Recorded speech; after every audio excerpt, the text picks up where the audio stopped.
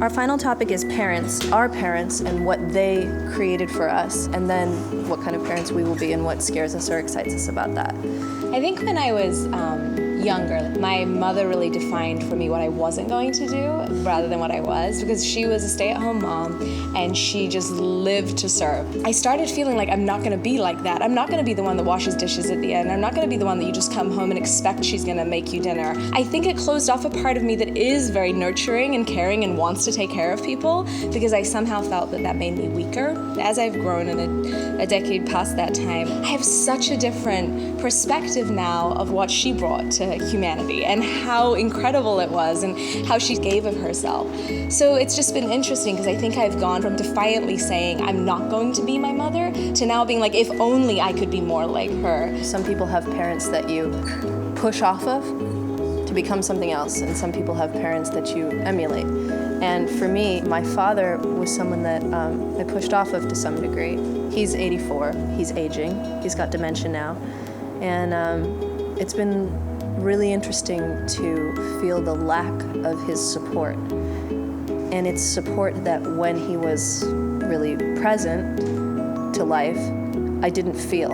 I felt the lack of what he wasn't giving me. And now that what he was giving me is not there, I really feel the lack of that. What it has done is made me aware of all the things that I received from him that are positive. I remember as a child always looking up to my mother. She was so loving. She's the most just woman I know. I identify the most, I think, with my father, because we're both ridiculously ambitious, I think, and I got that from him. Despite the fact that I was not biologically related to him, he was the one that really understood me.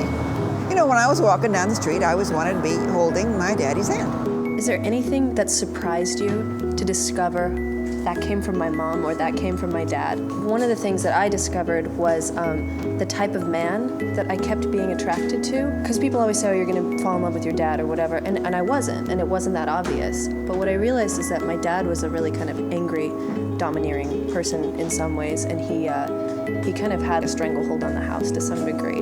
And so I always dated these men that they've all been lovely, but a little bit passive. And growing up, like just this last year, has been a real paradigm shift for me to realize that that's not what I want. I want a man who is absolutely my equal in a powerful way. But it was the first time that I was like, oh my God, this is a direct result of feeling unsafe in my home because of the male presence in it. My parents are still married, and they're awesome and they're great, but they could also, growing up, could be a little overprotective, a little controlling.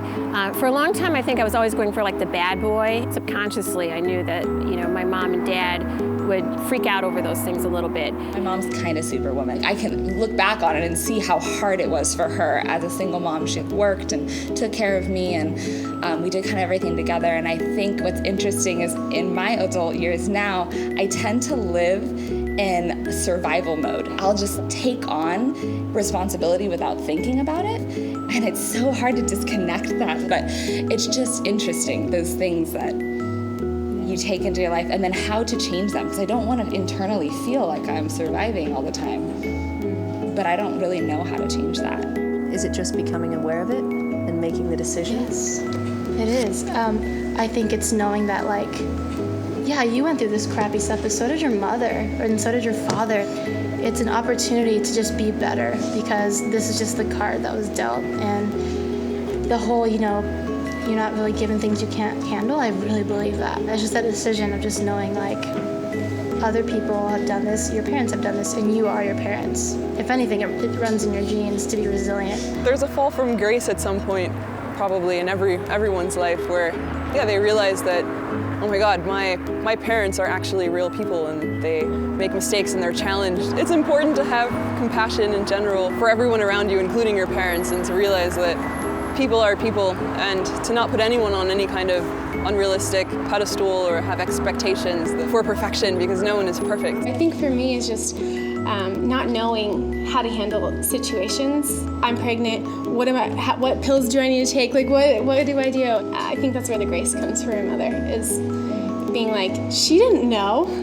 You know, I'm not gonna know. You know, I think I know now, but in the moment, who knows if I'm not gonna rage or, you know, whatever. The scariest thing about the prospect of having kids was how they would be messed up potentially and how it would be my fault, and that's a huge responsibility. That 8-year-old is probably gonna have a lot of the qualities that I have, and I know I was not a walk in the park. Even now, my 1.5-year-old, like, he tests my patience, and the other day, my words were not kind, and my tone was not gentle, and all the things you read in the parenting magazines I did not exhibit. And it was just this moment of real disappointment in myself, because you always want to do better and be better. And in that moment, I was just like, wow, I'm messed up too. I also just really appreciate even talking about that side of things, because I think with mothering and with a lot of things, we're very good at just talking about the positives of it, because God forbid someone think I'm a bad mother. But on my blog, I started writing about that fine line between the days where, yeah, I'm doing a pretty decent job and he didn't eat metal today, that was good. And like the days where I really do not know what I'm doing and I'm saying things to him and I'm like, oh my God, is this gonna make him sexist? I just raised my voice. I just said this to his father in front of his earshot. He's listening to Macklemore. He just said the word cock. And you can go down this spiral of like, oh wow, he's gonna be in therapy for years and it's all gonna be like, I let him listen to Macklemore. Luckily, I've been blessed with a great set of girlfriend mamas. Some working, some at home with their kids, and if I didn't have that, I wouldn't be as comfortable in my motherhood, in my being a wife. It's so cliche, we say it takes a village to raise a kid, but it does, like it really does. It's what gets me through regularly, is being able to call on them. So I'm thankful and grateful, and I feel like every mama needs that. I'm not gonna get everything right, but I'm gonna do the best that I can and hold myself accountable to that every day. And that's all you can really do. The most important thing about being a good parent is to bring up a child with a conscience, to bring up a good person. When I'm a parent someday, I think that that's my biggest goal, is to just like really like tell people that they're powerful, because we are so powerful and we don't realize our power to change people for good or bad. When a child is born, it's a complete clean slate. It's this tabula rasa, and you can influence it and change it and help it and inspire it and change the world. It's a way to change the world. It's when the teacher says, your daughter makes everybody in this class better because she is, because she's a joy. I had a teacher who said, if I had a daughter, I would want her to be with your son. I would want her to marry your son. This was my oldest when he was in 7th grade. Things like that, like what? That is, that's when you're like, oh, these kids, it's just blessings, blessings, blessings.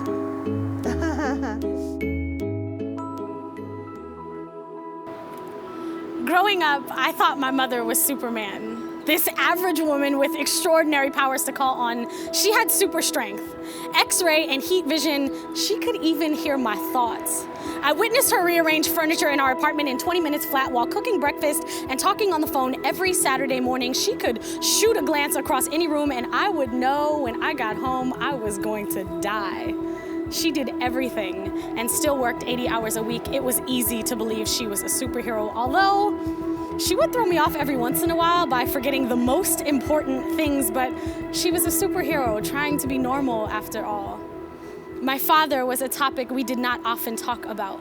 I remember him from my early childhood, but since then, he must have been a secret agent because there had to be something of great urgency to keep him away from me. I was 14 when I found the Kokomo, Indiana phone book under my grandmother's bed. I called every single Patterson until I found the ones that belonged to me. I thought as soon as I found him, the wounds of my childhood would heal, but on the other end, I found a man just as abandoned as I had always felt, just as mad.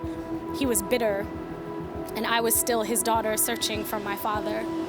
It was not until I was 19 that I realized my parents were people who lived entire lives before I existed, people who made mistakes and told lies, people who felt shame and didn't know how to resolve it, and there I was in the middle of two confused cowards who hadn't spoken in years. I realized that most of the things I had done up until that point were either to piss my parents off or to get some attention. I realized that the apple does not fall far from the tree, and no matter who I wanted to be, I had to deal with my feelings about who I came from to begin to design my own path. So I did.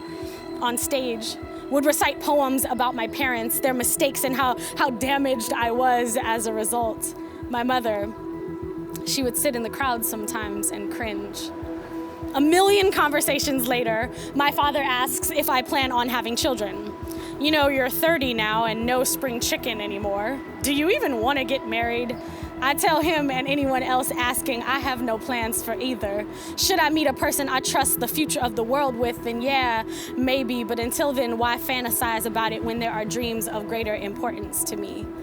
But I have been pregnant twice, miscarried both, and I'm grateful for the experience. I know what life growing inside of me feels like, what hormones and uncertainty create. I know about shame and lies and not being prepared for what you create. I know that there is no rule book, no how-to guide. I know my parents wanted to be great. I know any pain I've suffered cut them deeply too. The connection between parents and their own is a complicated love, one that no amount of words can explain, but there is grace and forgiveness. There is attempting to understand these people and their stories, rich with a history worth knowing of who your parents were when they didn't know they would make you. I want my parents to know I'm grateful, that everything I do is only possible because they met, because of every mistake and victory that led them back to each other in that small town that made me. And no matter how long that love lasted, it is forever evident because I exist. And that is magical and mind-blowing. Like the moment you realize your parents are people.